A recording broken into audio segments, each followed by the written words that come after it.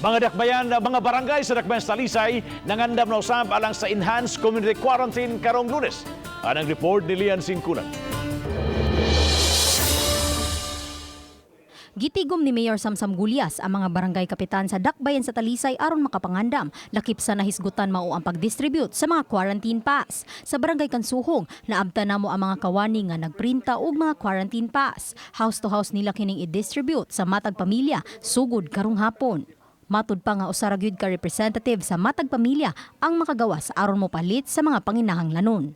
Samtang nakalerto usab ang kapulisan ug nangandam na sab sa ilang pagabuhaton karong Lunes. Ang atong police karon is full alert status na.